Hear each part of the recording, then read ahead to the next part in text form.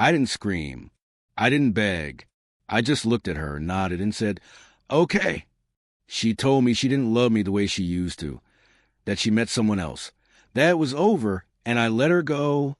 No anger, no chase, just silence. But exactly 1 year later, on a cold evening I wasn't prepared for, she came back, tears down her face, trembling, asking me if it was too late. And the worst part? I didn't know the answer. Before I dive into this story, if you've ever been hurt by someone you thought would never leave, hit that subscribe button and share your story in the comments. You're not alone. My name is Nathan, and I was married to Ella for nearly a decade. We were the couple people pointed at and said, "That's love." Or so I thought. Our life was full of little rituals. Sunday coffee, midweek movie nights, long drives without music, just conversation. But over time, something shifted. It started with silence where there used to be laughter, distance in her eyes, even when she was sitting next to me. She got quiet, cold. Her touch stopped feeling familiar. I noticed. Of course I did. I asked if she was okay. She always said, "I'm just tired." One night, she wasn't tired. She was done. "I don't love you anymore," she said. "I've met someone else." It felt like I was underwater, unable to breathe. I heard the words, but couldn't process them. Still, I didn't fight. Maybe part of me knew. Maybe I was already broken before she said out loud. She expected me to rage, to cry, to argue. But I didn't.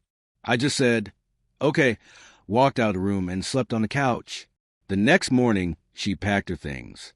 I watched from the porch as she drove away, not once looking back. The first few weeks were numb. No sleep, no appetite, just a hollow chest and the echo of her voice. I threw myself into work, started going to the gym, running until my legs burned. Tried therapy, journaling, even dating. But nothing stuck. Nothing felt real. Everyone around me said, "I handled it well. You're so calm. You're taking it like a man."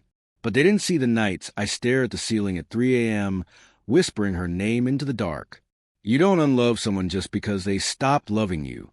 You just learn to live around the hole they left. By the 10th month, I stopped waiting for a call. I stopped checking my phone, hoping it was her. I started living, slowly, awkwardly, without her shadow.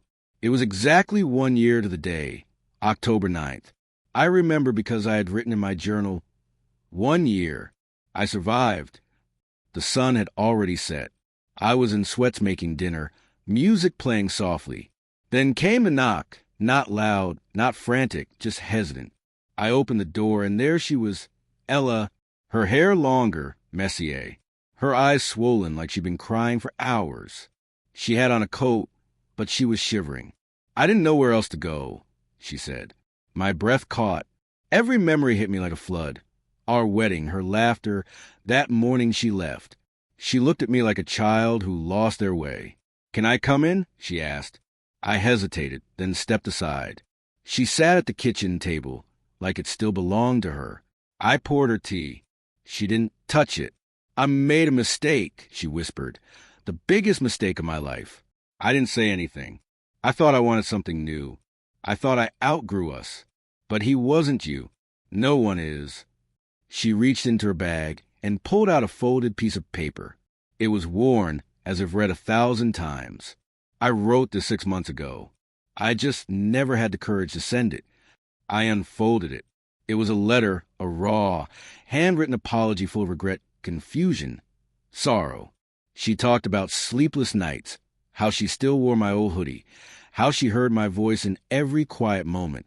When I looked up, tears were rolling down her face. "I know I don't deserve anything," she said. "I just needed you to know. And if there's even a 1% chance." She didn't finish the sentence. She didn't need to. I stood there, heart pounding. A year ago, I would have begged for this moment, dreamed about it, prayed for it. But standing there, I realized something terrifying. I had changed. I had learned to live without her. I had stitched myself back together, scarred but whole.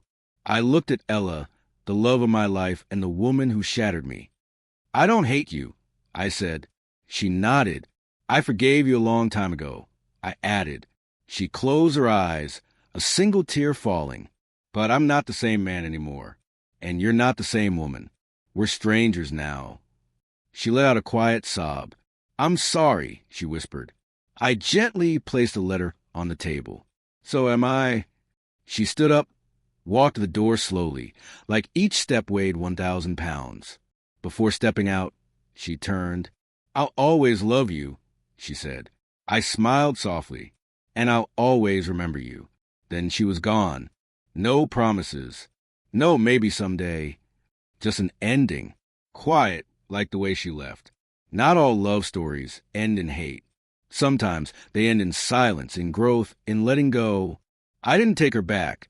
Not because I didn't love her, but because I finally loved myself more. If you're watching this and someone walked out on you, don't wait at the door forever. Live. Heal. Rebuild.